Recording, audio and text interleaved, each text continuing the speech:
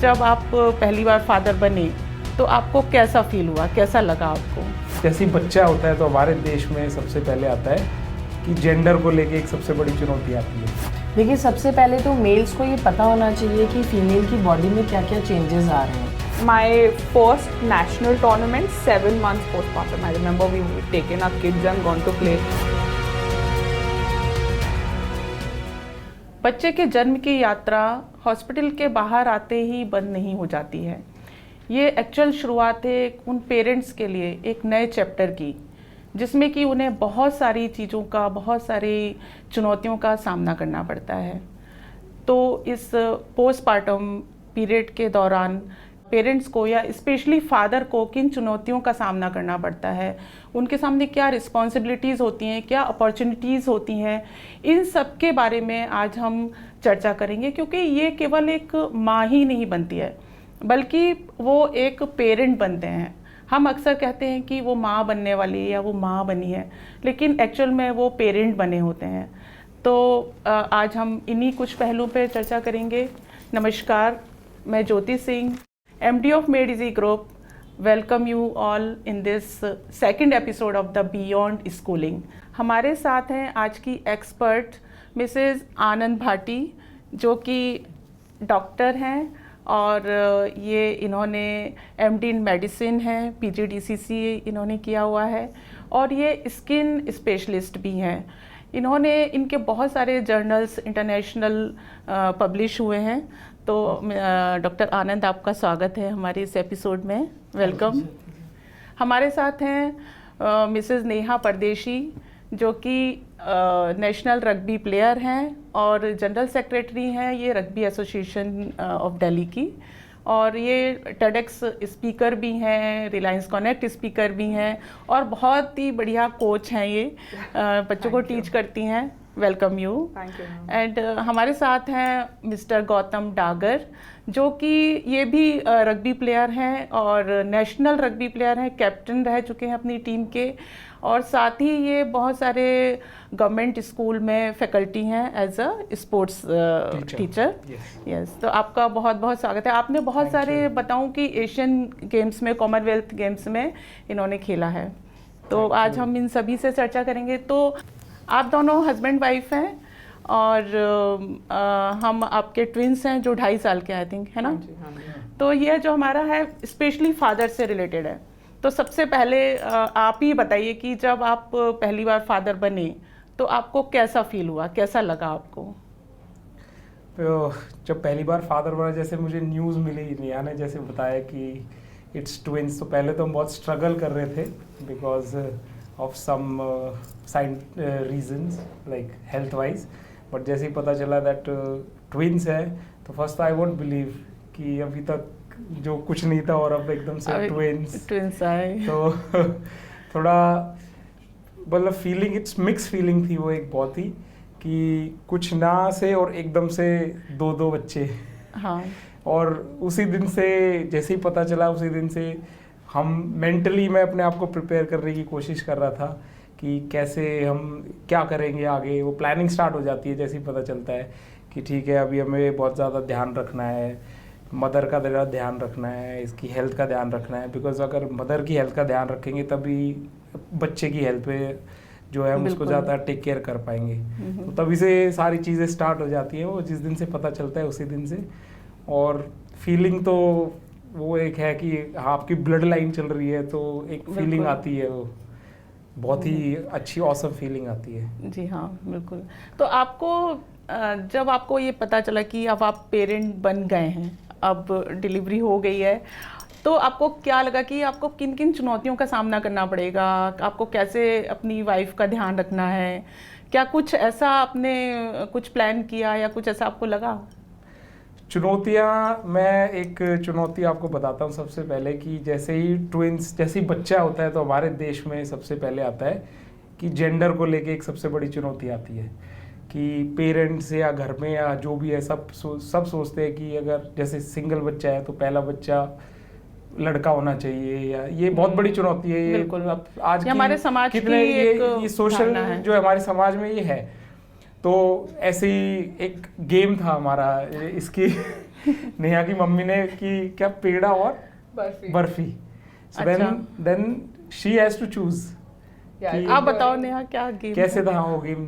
नेहा अच्छे से एक्सप्लेन करेगी। जो गोद भराई होती है ना, ओके बेबी शावर, तो उसके टाइम पे it was just a very fun, क्योंकि उसको मतलब गौतम के घर में दैट फंक्शन इज नॉट नहीं होता है, but where I come from it's a fun thing where everyone comes together and the baby shower happens. तो उसमें मेरी मम्मी ने मिठाई रखी थी अलग अलग, so under a cup, under bowls, under 2 bowls. तो चूज करना था, 3-4 रखे थे, तो उसमें चूज करना था, क्योंकि I had twins, I had to choose 2 right. तो अगर पेड़ा होता है so then it's a boy, and barfi अगर पिक करती है तो वो लड़की, ऐसे it's just a fun thing. So then I chose 2, one was a boy and one was a peda, one was a barfi. तो उसी समय पता चल गया कि एक बॉय और एक गर्ल है, और ऐसा ही हुआ है ना? और ऐसा हुआ। ऐसा हुआ नहीं, बट द चैलेंज इज इसमें ये है कि ये तो फन पार्ट है, बट चैलेंज यही होता है कि सबको लड़का चाहिए होता है। जैसे ये एक्सपेक्टेशंस आर बॉय की फर्स्ट, कि पहला जो बच्चा हो वो लड़का हो, बट वही हमारे लिए सब, मेरे लिए और नेहा के लिए, बिकॉज हम थोड़े पीछे ट्रेडिशंस में कम विश्वास रखते हैं और आगे का ज़्यादा सोचते हैं कि लड़का है लड़की, इट्स ऑल इक्वल। आज के इसमें तो सब बराबर है। She is earning more than me, I guess.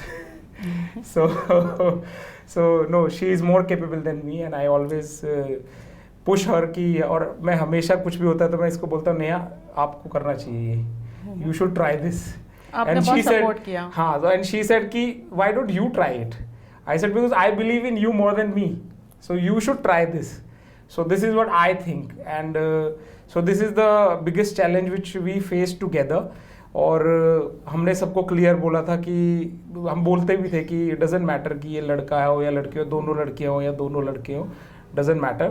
और जब ट्विंस हुए और वो भी बड़ी एक फनी स्टोरी थी।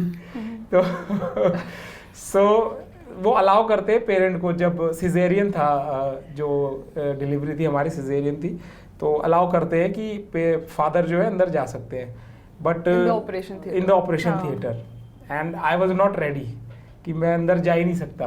अच्छा। So मैं और नेहा की mother, we were outside this thing, operation theatre के बाहर थे हम, और हमें नीचे बिठा दिया उन्होंने। कुछ ऊपर 2-3 डिलीवरी चल रही थी, तो हम नीचे आके बैठे और हम देख रहे हैं उधर से बच्चे जा रहे हैं कि हमारा तो नहीं है बच्चा।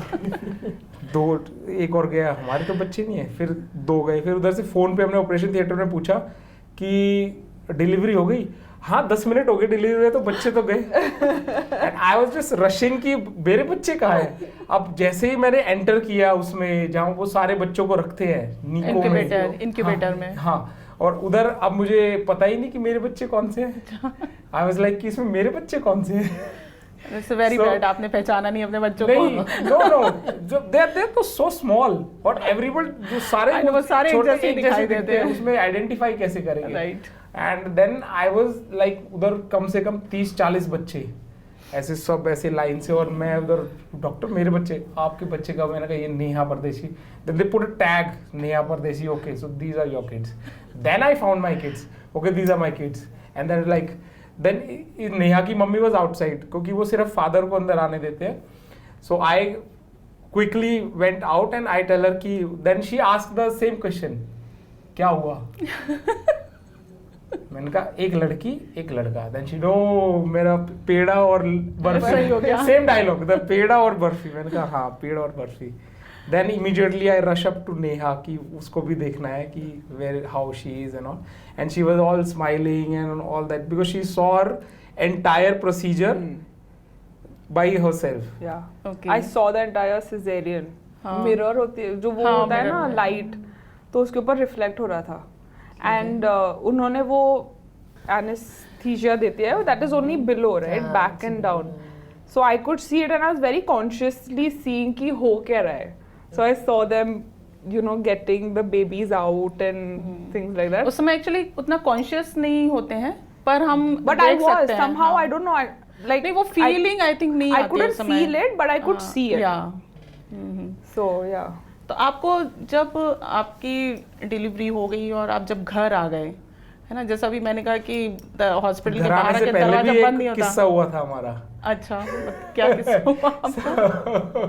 So, घर आने से पहले तो बच्चे नीचे थे नीको में और she was on the second floor, और आई वाज लाइक कि एक दिन में कम से कम उसमें आने के लिए ना लिमिटेड नंबर्स, वो कहते हैं कि आप सिर्फ जब उनको फीड करते हैं उसी टाइम पे आपको आना है, बिकॉज ऑफ द इन्फेक्शन, क्योंकि और भी बेबीज होते हैं छोटे छोटे, तो इन्फेक्शन ना हो जाए। And I was the one keep, so her mother was there, she was there and she keep asking बच्चे क्या कर रहे हैं, बच्चे कैसे हैं। Then I just rush back, मैं देखता हूँ बच्चे हाँ अभी ये सो रहे हैं, I was like a postman. Then बच्चों को दूध पिलाने का ठीक है, and then after like 4-5 hours she said कि मुझे बच्चों को देखना, I want to go and see the kids, and after the cesarean, and then somehow I managed एक wheelchair, because allowed नहीं था, but somehow I managed wheelchair and I asked her कि you can sit, you can walk, then she said yes। तो कैसे ही वो हाथ में लेके इसके वो ड्रिप थी, then she was holding the drip, I took her to the kids, then she saw ये हमारे बच्चे एक इधर है एक इधर है, तो उसको दूध पिलाना सिखाया। तो मैंने सीखा पहले, मैंने कहा मैं सिखाता हूँ because you are not well, so I will do it. So वो उससे मैंने सीखा। फिर 4-5 दिन बाद जब जाने लगे, entire staff knows me by my name कि सबसे ज्यादा ये घूम रहे उधर पूरे रात को दिन में पूरे उसमें। तो इसका मतलब ये कि आपने शुरुआत में ही हॉस्पिटल से ही आपने सारी चीजें सीख ली कि कैसे बच्चे को रखना है, उसको मिल्क देना है, फीड करना है ना। It was in my head कि मुझे अपने बच्चों का सब कुछ करना है। तो ये मैंने पहले ही सोचा था कि मैं जब बच्चे होंगे मेरे, तो I want to learn everything कि how to you know take care of a kid. Right. तो नेहा जी, आपको जब आपकी डिलीवरी हो गई, आप घर आ गई, तो आपको कुछ ऐसे कुछ बातें हुई आपके साथ में कि आपको लगा कि कुछ डिप्रेशन या मतलब कैसी फीलिंग हुई आपको उस समय थोड़े दिन के लिए? See, getting pregnant and giving birth. Getting pregnant तक it is still okay, I feel कि कुछ नई नई चीज़ें हो रही है बॉडी में, and you know things are changing, your body is changing। अचानक आपके हाथ पैर you know they're swollen और you can't sleep in the nights। I feel मेरे लिए ये प्रेगनेंसी में ही स्टार्ट हो गया था। I remember I couldn't sleep in the night. जो बोलते हैं ना कि आप जितना बच्चे पेट में रहते उतना सो लो, रेस्ट कर लो, फिर बाद में नहीं रेस्ट होगा। आई फील मेरे लिए जब आई थिंक 4 महीने के बाद I couldn't sleep, so I to be awake, क्योंकि थोड़ा वेट भी ज़्यादा हो गया था। आई हैड ट्विंस, तो वो शिफ्ट करना भी डिफिकल्ट हो जाता है। Then you have to sleep only on your left side because वो डाइजेशन के लिए अच्छा रहता है। सो बॉडी फिजिकली तो there were changes and mentally also there were so many things कि वी यूज्ड टू बहुत डिस्कस कि नेक्स्ट क्या करना है, you know how are we going to what are we going to feed our child or what are we going to even use the product। इसने I think at 3 months only he had got सारे baby products and kept। 1 साल भर के, वो 1.5 साल चले हमें twins के लिए, तो सोचो कितने सारे लाए थे इसने। So we kept thinking कि ऐसे करना है, ऐसे करना है, ऐसे करना है, ऐसे करना है। तो mentally also it was like we were preparing ourselves, right? And then when we got the kids, when we got them home, सबसे पहले मेरे दिमाग में ये था कि see I was working till 2 days before delivery। वो भी ज़बरदस्ती तक, they were like अभी बस now don't work sort of a thing। घर से था but you know sitting and talking and doing meetings etc was happening। So then मेरे लिए वो अचानक चेंज हो गया कि यार अब I can't you know I can't work और I can't do so much, you know, because there was a cut in my body and I had 2 responsibilities to everything was very very new। even understanding कि उनको खिलाना कैसे, उनको दूध पिलाना कैसे, उनको लैच ऑन करना कैसे, उनको I remember I used to sit like this, एक हाथ में ये एक हाथ में ये। so and then we used to you know sleep तो had gone out of the window, that तो we completely forgot about because 2-2 घंटे में बच्चों को दूध पिलाना था। so we remember 1 hour 45 minutes पे we used to get up alarm लगा के and then prepare करके उनका दूध या जो भी था उनका formula and we used to feed them ताकि वो उठे ना. So that was that mental preparation of becoming a mother. It just hits you in a different way, right? तो that happened and then मेरे दिमाग में ये था कि अब मेरे को खेलना भी है. And this was something मैं पहले से ही दिमाग, you know, I had it in my head कि no matter what happens, I want to play again. तो उसके हिसाब से only I used to be like, यार अब कैसे होगा, अब क्या करेंगे, you know, how will I get back on the field, or because it's a different ball game altogether after a woman gives birth and then you get back onto becoming sport. So that was my biggest challenge, to be honest, कि मेरे दिमाग में था I want to play, you know, and I want to change that stereotype about कि women can't do things after becoming mothers. I wanted that, so उसके लिए I started kind of, जैसे इन्होंने बोला 4 घंटे में I somehow made myself capable to walk a little bit, and it used to be extremely painful because, you know, we have the IVs and we have the diapers and whatnot. So I remember 15 days or so we started a little bit of strength mobility training. Weakness भी आपको feel होती होगी? Weakness तो थी, pen, because जैसे जैसे anaesthesia कम होता है तो पेन आना स्टार्ट हो जाता है, right? So that was there and somehow we I had to make sure कि हम दोनों बच्चों को देख रहे हैं, बिकॉज एक मॉम गिल्ट भी आ जाती है, आई फील थोड़ा भी अगर हम ध्यान नहीं देंगे ना तो फिर। और ट्विंस थे हमारे और थोड़े से प्रीमैच्योर थे, तो उनकी एक्स्ट्रा केयर करनी पड़ती थी थोड़ी। और ये एक्चुअली ये जो डाउट होता है कि हम पता नहीं बच्चों की देखभाल कर पाएंगे या नहीं कर पाएंगे, ये भी एक बिगेस्ट रीज़न होता है डिप्रेशन का।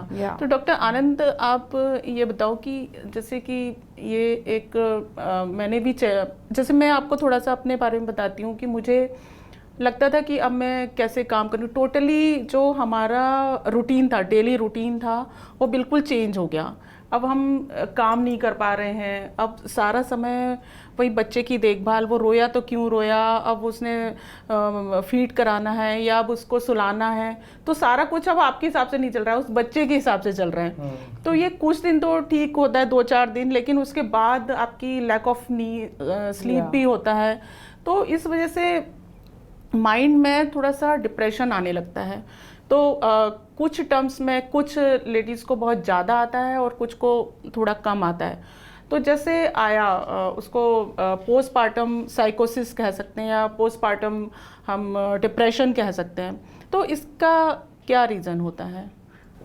थैंक यू ज्योति जी, सबसे पहले इस प्लेटफॉर्म पे ये मौका देने के लिए। आज हम सोसाइटी के वो टॉपिक्स बात कर रहे हैं जिनके बारे में कोई भी बात नहीं करता है। हम लोग सब एक बच्चे के पैदा होने को बहुत अच्छे से सेलिब्रेट करते हैं, बट उसके पीछे की साइंस भूल जाते हैं कि इसमें एक औरत का, एक पति का, एक पत्नी का, पूरी फैमिली का स्टेटस चेंज होता है। Absolutely. अकेली लड़की माँ नहीं बनती है, मदर फादर दोनों पेरेंट्स बनते हैं, पूरी फैमिली कुछ ना कुछ बनती है। इसके साथ में जैसे फीमेल की बॉडी में बहुत सारे चेंजेस आते हैं बिकॉज ऑफ द प्रेगनेंसी। सबसे पहले स्टार्ट करेंगे हेयर फॉल से। 4 महीने बाद हमें हेयर फॉल होना स्टार्ट हो जाता है, तो हमें लगता है कि हमारी ब्यूटी कॉम्प्रोमाइज़ हो रही है। धीरे धीरे बेली स्ट्रेच होती रहती है, जैसे जैसे यूट्रस बड़ा होता है, स्ट्रेच होता है, वैसे वैसे एब्डोमेन स्ट्रेच होता है, स्ट्रेच मार्क्स होने लग जाते हैं। इसी के साथ में बहुत सारे हार्मोनल चेंजेस होते हैं हमारी बॉडी में, जो हमारे मेंटल एंड फिज़िकल हेल्थ पे परेशानी करते हैं। इन सब चीज़ों के साथ में एक फ़ीमेल को ना फैमिली के सपोर्ट की सबसे ज़्यादा ज़रूरत होती है। बिल्कुल, क्योंकि जो चेंजेस आ रहे हैं वो अकेली वो फीमेल देख रही है। मेरे बाल गिर रहे हैं, मेरा टमी बड़ा हो रहा है, मेरी बॉडी में स्वेलिंग आ रही है, मुझे चक्कर आ रहे हैं, वीकनेस आ रही है, बट फैमिली क्या कर रही है? फैमिली को उस टाइम पर हमें सिर्फ उस लेडी को एक सपोर्ट की ज़रूरत होती है, क्योंकि जब भी कोई औरत माँ बनती है सबसे पहले वो मेंटली बहुत स्ट्रांग हो जाती है, बिल्कुल। उसी के बाद में वो ये सब प्लान कर पाती और है। सबसे बड़ा सपोर्ट तो उस केस में हस्बैंड का होता Husband का है, है। जो एक वाइफ को बहुत ज़रूरत होती है। तो जैसे गौतम जी ने काफ़ी 24/7 हाँ, गौतम जी ने काफ़ी अच्छे से सपोर्ट किया। तो जो उस पेरेंट का क्वेश्चन था ना कि मुझे कैसा होना चाहिए, तो जनरली ऐसा जो हस्बैंड है वो कभी सोच नहीं पाते कि भाई मेरी वाइफ की डिलीवरी हुई है और अब मुझे उसके साथ में कैसा बिहेव करना चाहिए। तो ये बहुत सारे चैलेंजेस होते हैं। इस केस में अगर हस्बैंड थोड़ा सपोर्ट करेगा, जैसे डॉक्टर आनंद बता रही हैं, तो वो बहुत अच्छा होगा। और मैं एक बात बताऊं कि इसमें जो एक सबसे अच्छा सपोर्ट होता है ना, वो कम्युनिकेशन होता है। क्योंकि उस दौरान 2-3 महीने के दौरान क्या होता है कि कम्युनिकेशन बहुत रेयर हो जाता है हस्बैंड के साथ में स्पेशली।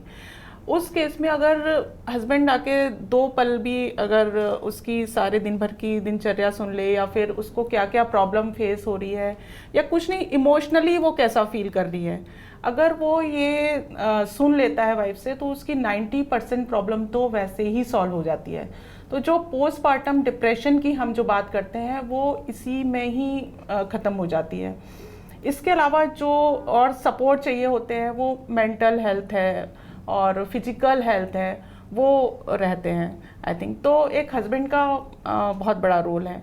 तो डॉक्टर आनंद ये और बताओ कि जो मेंटल, जिसे हम या कहना चाहिए एक बेबी ब्लूज के नाम से जो जाना जाता है, जो डिलीवरी के 1-2 हफ्ते के अंदर होता है, वो क्यों होता है? क्या कुछ ऐसे मैंने सुना है कुछ हार्मोन्स का सिक्रेशन होता है या प्रोजेस्टेरोन या टेस्टोस्टेरोन, तो उन वजह से, हम तो इतना नहीं नॉलेज है आपको पता है, तो वो क्या है? तो हमें पता होना चाहिए टेक्निकल भी कि कैसे चेंजेस आते हैं। देखिए, प्रेगनेंसी से लगा कर के हमारी बॉडी में हार्मोनल चेंजेस स्टार्ट हो जाते हैं। द मोमेंट वी कंसीव, वहाँ से जब तक हम डिलीवर करते हैं, उसके बाद में जब तक फीड कर रहे हैं तब तक हार्मोनल चेंजेस बॉडी में चलते रहते हैं। ठीक है, तो उन्हीं हार्मोन्स से रिलेटेड, उन्हीं के कारण से प्रेगनेंसी होती है, कंसीव करते हैं, डिलीवरी होती है, एंड कुछ हार्मोन्स रिलेटेड होते हैं लैक्टेशन से। ओके, ठीक है, तो एक फीमेल की बॉडी में सिर्फ एक बच्चा ही नहीं होता है, बहुत सारे हार्मोन्स भी ऊपर नीचे चल रहे होते हैं।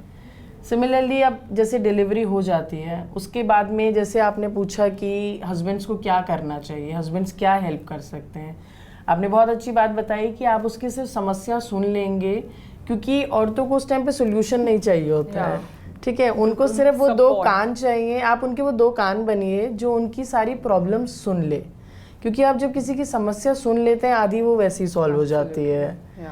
सेकेंडली, अब जैसे होता है कि हस्बैंड्स को लगता है हम क्या कर सकते हैं फैमिली के लिए, बच्चे के लिए, अपनी वाइफ के लिए, तो उसमें सबसे इम्पॉर्टेंट एस्पेक्ट होता है फीमेल की खुद की हेल्थ। ठीक है, वो बच्चों के साथ में लगी हुई है तो अपनी हेल्थ पे ध्यान नहीं दे पाएगी। Prepare some nutritional healthy good food for her, और ऑलरेडी वीक होती है वो उस समय, उस टाइम उसको ज़रूरत होती है। To just add to this is कि जब औरत कंसीव करती है, right, the entire family is looking after her, और वो इतना अच्छा न्यूट्रिशियस खाना उनको देते हैं पूरा 8 months 9 months, how much ever time, right? That's when you're focusing on the mother, on the woman's health completely, day in day out, right? As soon as she gives birth, as soon as the child is out of her, then the focus changes to the child, Right. and the woman is out of the frame. उसी right? Time But पे people husband का don't role आता है। exactly, but people don't realize कि birth तो child का हुआ है, but the mother is also born. Yes. Right, from a woman she's become a mother, she has given nutrients out of her body to that child who's come into the world. So I feel the entire family can look after the child, but the husband needs to look after the woman. True, husband को अपनी wife के health पे सबसे ज्यादा ध्यान देना है। Absolutely. We need to focus, क्योंकि वहीं से जो सपोर्ट आएगा ना, वो अपने आप में एक मेंटल It's पीस one भी लेकर power आता to है। Right, the woman. It is making a woman powerful. Absolutely. जब आप उसकी डाइट का ध्यान रखेंगे, खाने का, एक्सरसाइज का, क्योंकि यूट्रस जो हमारा 9 महीना स्ट्रेच हुआ है उसको वापस अपनी प्लेस में आने में एटलीस्ट 2 महीना लगेगा। आई थिंक मोस्टली फैमिलीज में इस चीज़ को कोई इम्पोर्टेंस नहीं दी जाती है। इसीलिए बोलते हैं कि एटलीस्ट आप 1 से 2 महीना रेस्ट करो, अपने यूट्रस को टोन में आने दो, जो लैक्स हो गई हैं muscles, because during the time of pregnancy and after postpartum आपको यूरिन प्रॉब्लम्स बहुत होते हैं। There are many symptoms, involuntary urination होता है जिससे फीमेल्स एम्बैरेस्ड होती हैं। उस टाइम पे कौन सपोर्ट कर सकता है? हस्बैंड। आप छोटे छोटे काम कर सकते हो, डू लॉन्ड्री फॉर हर ना, सारी रिस्पॉन्सिबिलिटीज सिर्फ मदर की नहीं है। टर्न वाइज जगो सब लोग, एक बार मेल जगेगा एक बार फीमेल, क्योंकि both of you are parents, है ना। ऐसा नहीं है कि सिर्फ औरत ही माँ बनी है, फादर भी पिता बने हैं। एब्सोल्युटली। गौतम जी ने तो ऐसा किया है ना, शेयर करते रिस्पॉन्सिबिलिटीज बिल्कुल। और जैसे कि हमारे तो ट्विंस थे, तो एक सोता था दूसरा जगता था, तो और ऊपर से जैसे एज ए फादर मेरे को ज़्यादा कुछ करने का वो था नहीं, क्योंकि लैक्टेशन तो नेहा कर रही थी, मैं तो था ही नहीं तो she is doing extra work.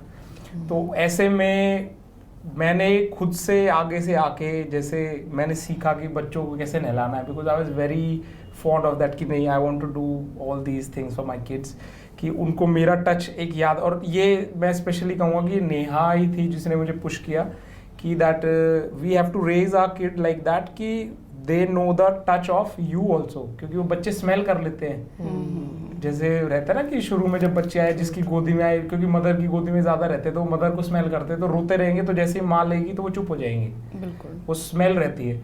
तो वो स्मेल जैसे मैं चाह रहा था कि मेरी भी मेरे बच्चों को याद रहे, तो दैट, तो वो इसलिए मैं उनको बार बार लेता था, उनको नहलाना, उनके डायपर चेंज करना, everything I did everything and I enjoyed. सभी फादर ऐसा कर सकते हैं। हाँ, ये एक तरह से कि आप अगर बैलेंस बनाएंगे सारा, तो ये सबके लिए अच्छा है। ये फैमिली हेल्थ की को प्रमोट ज़्यादा करता है कि आपके बच्चों से आपका कनेक्शन अच्छा होता है उससे, क्योंकि हमेशा आप देखोगे कि बच्चों का कनेक्शन माँ से ज़्यादा रहता है, बिकॉज ऑफ दिस ओनली, क्योंकि वो उनकी टेक केयर करती हैं सारा, और वो उनकी स्मेल लेते हैं, और उनको एक ऑटोमेटिकली एक कनेक्शन बन जाता है उनका। तो वो कनेक्शन मैंने सोचा कि ये हमारे साथ क्यों नहीं बन सकता एज ए फादर, तो वी शुड ट्राई दैट। तो I try that, I still today also we still, so हमने एक हैबिट बनाई है अपने बच्चों के साथ, जैसे ही वो सुबह उठेंगे we give them a hug, and like nice 10 second 15 second hug that they give us, and then we treat them, okay, good morning and I love you, वो प्यार की झप्पी है ना, that is very helpful, that like is so important, so helpful कि आप अगर अपना पूरा, आपको कोई स्ट्रेस है, ये मैंने प्रैक्टिकली किया है कि if you have any stress, anything, you just come, you give a hug to your wife or your kids, and like 10 seconds 50 seconds feel that, like close your eyes and just feel the hug and forget everything, and trust me, आपकी जो depression है या जो भी आपकी दिन भर की जितनी भी परेशानियां हैं, वो 1 घंटे के लिए तो दूर हो ही जाएंगी। बिल्कुल ठीक बात। बाद में तो वो रहेंगी, बट उस एक टाइम फ्रेम में like you feel very relaxed. So this is which I experimented and which is मेरे साथ तो काम कर रहा है, इम्प्लीमेंट किया। और but it's scientific also, because your body releases oxytocin, right, which is a happy hormone, correct me if I'm wrong. So that is the reason when you feel the hug and there's a body connect, जब भी body connect होता है तो hormones, happy hormones release होते हैं, and that is the reason why it kind of gives you that change in the mental change that you require. That give you strength also to fight with the problem. Yeah. आप जिस भी problem में उसका आपको strength मिल रहा है, you have the family support. Absolutely. वो छोटे 2.5 साल के बच्चे भी आपको हक करके एक फैमिली सपोर्ट दे रहे हैं। That's very important. और जैसे we divide the work not by कि नेहा ये करेगी मैं ये करूँगा, it's just वो अपने आप ही हो गया। For example, रात को नेहा बच्चों उठते हैं तो then she put them sleep कि चलो सो जाओ ऐसे ऐसे, and I myself went out and get the milk for them. तो मैं सुबह जल्दी उठता हूँ 5 बजे 4 बजे, तो हमने ऐसा उनका टाइम सेट किया है जैसे कि मैं उठता हूँ तो दिस इज माय रिस्पॉन्सिबिलिटी छोड़ो, अभी मेरी हैबिट हो गई है ये एक अपने तरह आप। की म्यूचुअल अंडरस्टैंडिंग हो गई हाँ। आप लोगों के बीच में, जो आप ऐसा कर पाए। तो ये अगर हम सभी पेरेंट्स ऐसा करते हैं तो फिर तो बहुत ही Life बढ़िया है, sorted। लाइफ सॉर्टेड देयर है। Is a reason. पहले ऐसे होता था कि there is a provider who is supposed to be the husband and there's a nurturer who's supposed to be the wife, right? जो एक बाहर का संभालता है, एक घर का संभालता है। But today's world is completely different, right? The woman is going out and working, the man is going out and working. So both of them are providers, Yes. right? So both of them are providers. If both of them are going to do one job, who's going to do the next job?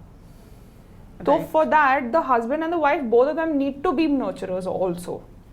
See, ये क्योंकि- बहुत important topic है, आपने जो बात कही बहुत अच्छी बात है कि जब दोनों प्रोवाइडर्स हैं Yeah. तो Why दोनों can't they को be nurturers also? एग्जैक्टली वो बहुत ज़रूरी है कि आज अगर मदर भी अर्निंग है, मदर भी वर्किंग है, तो she is supporting the family. Exactly. तो इन एक्सचेंज उसको इतना सपोर्ट तो at least she deserves. Absolutely. And whatever we behave in the house, और जैसा है कि हम जो भी करेंगे जैसे भी करेंगे वही बच्चे इमिटेट करते हैं, वही हमारे बच्चे करेंगे। बिल्कुल, वो तो तो we have to teach them all these things.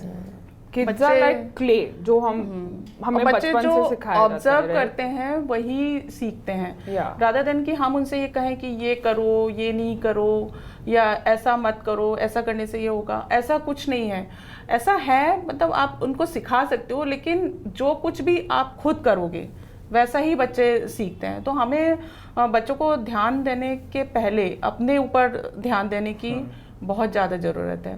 और जैसे कहा जाता है फादर्स के लिए, मैं एक बात और बताऊं जो हमें शुरू से कहा गया कि जब एक औरत बच्चे को जन्म देती है तो वो सिर्फ बच्चे को ही जन्म नहीं देती है, उसका भी पुनर्जन्म होता है। Yeah. उसका खुद का एक जन्म होता है जिसकी वजह से वो उसका ध्यान उतना ही रखा जाना बहुत ज़रूरी है, क्योंकि वो उतनी ही उस समय कोमल होती है, उस समय वो उतनी वीक भी होती है, उसके अंदर इमोशनल फिजिकल सारे चेंजेस आते हैं।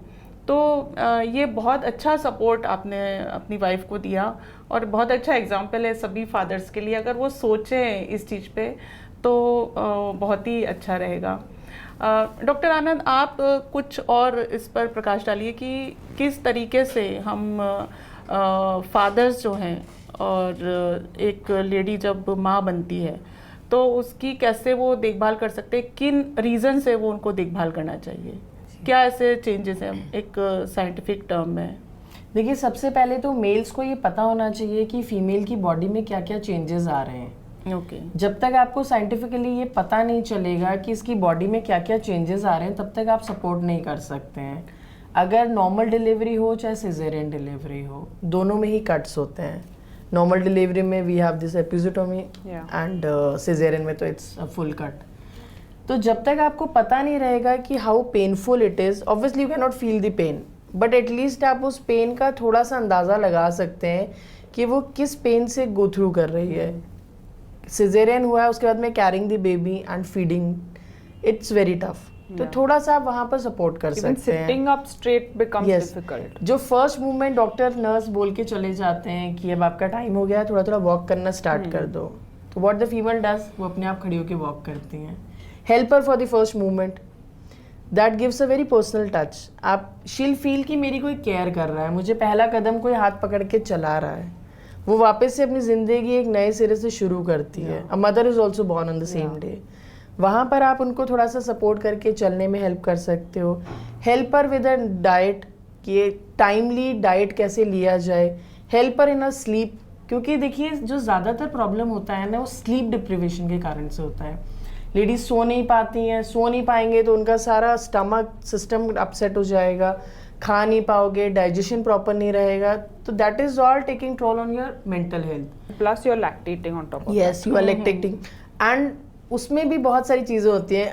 मेल्स को लगता है अरे फीड ही तो करा रहे हो, उसके पीछे आपको ये नहीं पता है कि उनका पूरे time she is lactating and the milk is rolling out. उसको हम कैसे, nutrition is going out of the yes, woman's and body. उसको आप कैसे हैंडल कर रहे हो उस सिचुएशन को। तो वी नीड टू सपोर्ट, मतलब as parents, as fathers, as male. और ये चीज़ ना हमें सोसाइटी को एजुकेट करना बहुत ज़रूरी है। Absolutely. इट्स नॉट दैट कि एक लड़की ही माँ बनती है। बिल्कुल। तो हमारे यहाँ पर बहुत सारे मिथ और रियलिटीज़ हैं कि जैसे कि ये चीज़ हस्बैंड को भी समझना चाहिए और समझ सकते हैं, अच्छा होगा उससे एक हेल्दी रिलेशनशिप के लिए। कि अब जैसे कहा जाता है, बड़े कहते हैं कि ठंडा पानी मत पियो, उससे आपको जॉइंट पेन हो जाएगा। तो ये रियलिटी है या मिथ है? देखिए, ये पर्सन टू पर्सन डिफर करता है। Okay. अगर मेरी बॉडी एलर्जिक है, मुझे पहले एलर्जी थी but during the time of pregnancy मेरा न्यूट्रिशनल बहुत अच्छा टेक केयर हुआ है, तो मुझे उस टाइम पर हो सकता है वो एलर्जिक सिम्टम्स नहीं थे। But post delivery my body is very sensitive, ठीक है, क्योंकि मेरी बॉडी से बहुत सारा हार्मोनल चेंजेस हुआ है, बहुत न्यूट्रिशन निकला है, बहुत अलग तरीके के चेंजेस, सिजेरियन, सर्जरीज, बहुत सारे चेंजेस हुए हैं। तो मे बी इस टाइम पर जो चीज़ें हैं वो हमें अफेक्ट कर सकती हैं। इसीलिए बोलते हैं कि आप अपनी बॉडी को कवर करके रखो, अच्छी हेल्दी डाइट लो। इस तरीके की कोई डाइट मत लो जिससे आपको भी प्रॉब्लम हो, and obviously you are feeding your child, you may transfer the infections or something to the child as well. There's also one more thing, right? कि जो आप खाते हो वो आपके बच्चे को जाता है। तो आप ठंडा खाओगे तो बोलते हैं कि उनको ठंडी हो जाएगी, और या तो आप खट्टा खाओगे तो उनको खांसी हो जाएगी। So how much of it is like scientifically or logically? It is 100% scientific and logical. How? अगर आप कुछ ऐसी चीज़ें खाओगे जिससे आपको गैस हो सकती हैं, it's person to person. हो सकता है आपको राजमा छोले से आपको गैस बनती हो सकता है किसी और को ना बनती हो। तो अगर आपको हो रही है तो बच्चे को होगी, because it's going out of your milk and transferring your it to milk, yes, all the the लेकिन डिलीवरी के बाद बहुत सारे चेंजेस आते हैं। तो हो सकता है कि जिस चीज़ से प्रॉब्लम आपको पहले नहीं हो रही है और उस चीज़ से प्रॉब्लम बाद में शुरू हो सकती है, तो यू नेवर नो, क्योंकि उस टाइम आपकी बॉडी बहुत सेंसिटिव होती है, वीक होती है। तो इसलिए जनरली मैंने तो यही माना कि जो मुझसे कहा, बड़ों ने मुझसे कहा कि भाई ये खाओ, तो मैंने कहा ठीक है, 2-3 महीने का परहेज है या 2-3 महीने ये चीज़ें खानी है तो बेटर है। उन्होंने कहा कि बेटर है कि दलिया, दूध और दलिया आप यूज़ करो, उससे जो लैक्टेशन है आपका, मिल्क प्रोड्यूस अच्छा होगा, उससे बेबी का भी फीड होगा। but it's also easy to digest. Easy Yes. To digest. हाँ, साइंटिफिक इज कि इट्स इजी टू डाइजेस्ट। हाँ, तो ये समझ में आया। Then that I do, they told me कि ओके आप जो पानी है उसको बॉईल करके और फिर उससे आप रूम टेम्परेचर पे करके पियो, उससे आपकी भी हेल्थ ठीक रहेगी। वो कहते हैं ना स्टमक, क्योंकि यूट्रस जब एक्सटेंड होता है तो लूज हो जाता है, फिर उसको वापस अपनी प्लेस में आने में भी टाइम लगता है। सो अगर हम वो लेते हैं तो हमारा फिर जो पेट है वो उतना बाहर नहीं आता। but also because कि वो पानी का pH लेवल एक बैलेंस, वो भी बैलेंस हो balance जाता हो है। जाता है। आफ्टर बॉइलिंग द तो- वाटर। तो आई थिंक ये रियलिटी है, इस पे हाँ। हम ध्यान दे सकते हैं। देखिए, छोटी जो- छोटी सी चीजें हैं जिनको हाँ, देखिए, जो भी हमारे बड़े बुजुर्ग हमें बताते हैं ना, उसके सबके पीछे साइंटिफिक रीजंस होते हैं। ओके। एंड पोस्ट डिलीवरी एक औरत का शरीर एक कांच के शरीर की तरह होता है। उस टाइम पर उसकी सबसे ज़्यादा केयर करनी है, सबसे ज़्यादा ध्यान रखना है। ऐसी कोई चीज़ ना फॉलो करें, ना करें जिसका हमें पता नहीं है। ठंडा खाना, फालतू में घूमना, हवा में रहना, बहुत सारी चीज़ों की रिस्ट्रिक्शन है। जस्ट बिकॉज कि आपकी बॉडी को तकरीबन 4 से 6 हफ्ता लगता है वापस से नॉर्मल पोजीशन में आने के लिए। आपका चाहे वो ब्लैडर हो, चाहे आपका यूट्रस हो, चाहे आपके हार्मोन्स हो, सब कुछ वापस से नॉर्मल आने में तकरीबन आपका 4 से 6 हफ्ता लगेगा। ओके। इस चीज़ को अगर मैं एज अ स्पोर्ट्स पर्सन बोलूँ तो what I have observed with myself also is that हमें जैसे पूरी बॉडी चेंज हो रही है, the organs are shifting, right, to one is you rest it out for some time, and then as women we have to start focusing on building strength in those muscles, क्योंकि जो muscles बहुत ज़्यादा week हो गए हैं ना, तो उसको फिर से you have to start from scratch. तो उसके ऊपर हमें mobility, to start with just basics of mobility करना ज़रूरी है, फिर स्ट्रेंथ करना उसका थोड़ा सा like start building your muscles up to a level where you know you're capable enough to do complicated movements. Okay इसीलिए Right? आजकल ना आफ्टर प्रेगनेंसी पोस्टपार्टम फिजियोथेरेपी भी करवाते हैं. हाँ. They encourage you Yeah. for the physical exercises after certain time. Absolutely. That too depends आपका normal है या cesarean है. Yes. Like अगर normal delivery होती है तो we suggest कि आप जल्दी से in some couple of days you can start with your exercises. Yeah. If it's a cesarean तो आप 2 हफ्ते बाद अपना हल्का हल्का exercise start कर Yeah. सकते हैं. So in my case, I started 15 days के बाद I started mobility, थोड़ा थोड़ा strengthening, थोड़ा थोड़ा stretching. फिर उसके बाद so I played my first national tournament 7 months postpartum. I remember we taken our kids and gone to play a sport like rugby, which is a full contact sport. So I believe कि एक तो 2 aspects है इसमें. आप as a woman, as a mother, आपकी mentality ऐसी होनी चाहिए कि it has to be extremely strong, Yeah. right? Because you're going through physical changes, because you're going through surrounding changes. Now we had 2 kids to take care of. So sleep was, like I said, out of the window. Now, thankfully, Gautam was there to take care of my diet, and he was there to push me through this whole journey of, you know, exercise. And so as women, what we think is कि चलो अभी 3 महीना rest doctor ने बोला है, then after that were like अरे I am still feeling weak, तो थोड़ा सा और रेस्ट कर लेती हूँ, right? Then while lactating we start putting on weight because we tend to eat fatty foods and things like that, and we don't move our body around so much. So then उसके बाद we start putting on weight. फिर 6 महीने ऐसे चले जाते हैं. Then we see ourselves in the mirror and we're like अरे कोई बात नहीं, थोड़ा सा और, अभी बच्चा बहुत छोटा है ना, और मेरे को टाइम नहीं आ रहा, because we are so busy with the child and we're still accommodating the child into our daily schedule. फिर उसके बाद ऐसे 1 साल चला जाता है. Then you see yourself in the mirror, then you have kind of put on too much extra weight. Then फिर वो स्टार्ट करने वाला दिन आपका नहीं आता है. You start accepting yourself जैसे आप बनते जा रहे Exactly, हो. because तभी I feel कि सबसे ज़्यादा you know, the body is more prone to injuries, because then your knees start hurting, then your back and your hips start hurting, right? This is because आपने जो muscles आपके weak हो चुके हैं ना during pregnancy and postpartum, उसको आप strong नहीं बना रहे हो. And plus cesarean I can say because I've had it, वो injection जो देते हैं anesthetic injection, that is quite bad. So that already weakens your back so much because it's given in the spine, that you have to strengthen your back and your body in a certain way, and your core. See, उस injection के बाद में ना what happens is कि we are always like this feeding the baby. Yeah. तो back पे already Load आ injection जाता है and through out the 9 months तो वैसे भी बैक पर वेट था. उसके बाद में भी again we are leaning forward. Yeah. तो उसके लिए भी I think husbands can be the support. Absolutely, absolutely. एक I तरह mean, से- Gautam used to hold the baby for me. So, I mean, that's also important because Yes, as it is. after your after your, I don't know what do you call it, surgery, Okay. आपको बैठना ही मुश्किल हो जाता है, and you are expected to feed the child every 2 hours. तो आप ये सो ही problem कितना अगर पाओगे? हस्बैंड्स को पता रहेगा ना तो वो उसको इजीली अच्छे से एड्रेस कर Absolutely, पाएंगे. yes. सोसाइटी में आई थिंक हस्बैंड्स को पता ही नहीं है कि होता. फीमेल्स को क्या क्या प्रॉब्लम आती है. वो सोचते हैं कि हमारी जिम्मेदारी नहीं है, ये सब काम इसी का है, यही करेगी अपने आप, कई ये बार देखेगी. ऐसा भी होता है कि वो सोच ही नहीं पाते हैं. हाँ. कि उन्हें लगता है कि नहीं सब कुछ हो रहा है. Actually this is lack of knowledge, है ना, कि Yes. एजुकेशन उस चीज़ की नहीं होती है. पर अच्छा है अगर हम किन्हीं रिसोर्सेज से अगर ये हम पता कर ले कि इससे रियली में फीमेल को प्रॉब्लम होती है, इस वजह से उसका बिहेव या उस वजह से उसकी जो मेंटल हेल्थ है वो कहीं ना कहीं डिस्टर्ब हो रही है, तो मुझे कैसे सपोर्टिव होना है. तो यही आज हमने अपनी चर्चा के दौरान यही जाना कि क्या क्या प्रॉब्लम डिलीवरी के बाद फीमेल को होती हैं.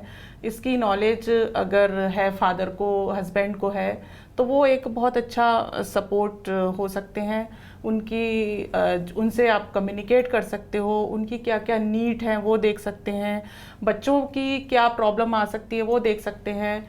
कुछ फीमेल में जो वर्किंग है स्पेशली, उनको इनसिक्योरिटी भी हो जाती है कि अब मेरे वर्क का क्या होगा, तो वो उनको इस तरह का आश्वासन दे सकते हैं कि वर्क आप आराम से कर पाओगे आफ्टर 3 मंथ्स, तो वो बेटर है, उसकी चिंता बिल्कुल मत करो। या आपका जो रूटीन चेंज हो रहा है वो भी एक समय के बाद रूटीन आएगा।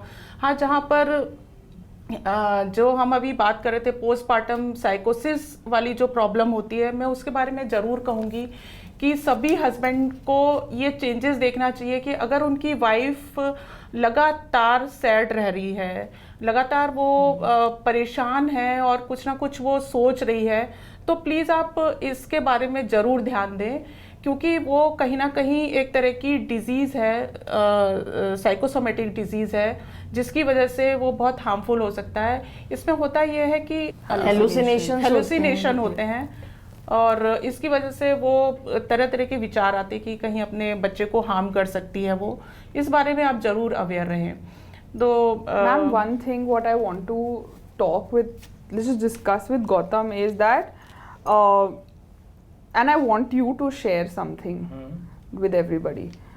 If you remember, जब हम खेल रहे थे, when we got to the national games, when Gujarat, when I was 7 months postpartum. So मेरे को literally that's when I kind of thought that I had sort of depression, postpartum depression. ऐसा नहीं है कि mentally I was strong so it didn't happen, no. You know, because I felt a backlash from people's perspective. And what I want to discuss with Gautam is ki what you should talk about how you handled it for me. So जैसा भी नेहा ने address किया कि हमारे जो समाज में है, मेन ये नहीं है कि मैं क्या सोचता हूँ एज अ फादर या नेहा क्या सोचती है एज अ मदर। हमारे आसपास के लोग क्या सोचते हैं कि as a mother is she capable और नॉट, वो जज करने लग जाते हैं। सो दे जज a mother, I don't know how, कि क्या ये for example Neha is a sports person, so जैसे पहले इसकी 15 साल इसने गेम को दिया, ये खेली, तो अभी भी अब मदर बनने के बाद लोगों की एकदम से जो उनका सोचने का तरीका है वो एकदम चेंज हो गया कि now she is a mother, now she can't play, now she is not that Neha, she is still there, the experience is still there, the skill set is still there, everything is there, just the physical ability varies which she can work on, which she can doing it, but again they judge her because of कि ये अब तो माँ बन गई है, अब खत्म इसका करियर, अब कुछ नहीं कर पाएगी, and then they can put her into you know the extra player or into that she can't play, she can't do it, और जो एक जैसे मेन मैच चल रहा है हमारा जिसमें उसमें चेंज करना चाहिए, उसमें इसको if she personally I think if she could play that match we could win that match because experience does matter. It's not about the mother or capability, it's about the skill set, the leadership quality which she has. तो वो सारी चीज़ें भी उनको side base करके और सिर्फ एक ही चीज़ पे फोकस करते हैं कि that now she is a mother and she can't do it, उन्होंने अपने दिमाग में ये पर्सपेक्टिव बना लिया कि नहीं कर सकती है वो, जबकि she is confident that she can do it. So इससे ज़्यादा कॉन्फिडेंस क्या होगा कि दैट 7 months में she can back on the field where people, if अगर आज मेरी नी इंजरी हो जाए फॉर एग्जाम्पल, और अगर ACL सर्जरी या कुछ भी हो तो 1 साल के लिए we can play, and she give birth to 2 kids, I can walk after like 6 months के बाद तो वॉक करते हैं, और 2 बच्चों को जन्म देने के बाद she is running and she is doing everything with in 7 months। तो ये सभी के लिए इंस्पिरेशन है हाँ, आपका कि आपने कितने कम ड्यूरेशन में आप दोबारा अपने काम पर वापस आई और Yes. उतने ही लगन के साथ, उतनी मेहनत के साथ में, उतने ही जोश के साथ में आपने किया। तो मैं उन सभी पेरेंट्स को ये बताना चाहूँगी कि ये सभी चेंजेस, ये सभी प्रॉब्लम्स हर पेरेंट को फेस करनी होती हैं, क्योंकि एक जब औरत माँ बनती है उसके सामने उसके शरीर में बहुत सारे चेंजेस आते हैं, और इसलिए ये मत सोचिए कि ऐसा आप ही के साथ हो रहा है, क्यों हो रहा है। तो यही सब अनटोल्ड स्टोरीज़ हैं और अनटोल्ड सब्जेक्ट हैं जिनके पास, और सीरियस मैटर हैं, कुछ ऐसा लगता है बहुत सीरियस चीज़ है लेकिन इट हैपन्स। तो डोंट वरी, आपके साथ भी ऐसा हो रहा है तो आप हमसे भी कुछ क्वेश्चंस कर सकते हैं। आप हमारे कमेंट बॉक्स में आप लिख सकते हैं। आपकी कोई प्रॉब्लम है अगर, तो हमारी डॉक्टर आनंद हैं, ये आपके सवालों के जवाब आराम से देंगी। एंड तो इसी के साथ हम आज का ये सब्जेक्ट, ये टॉपिक, ये एपिसोड बंद करते हैं। धन्यवाद। नेक्स्ट टॉपिक में हम फिर आएंगे, नेक्स्ट एपिसोड को लेके एक नए टॉपिक के साथ में। Thank you.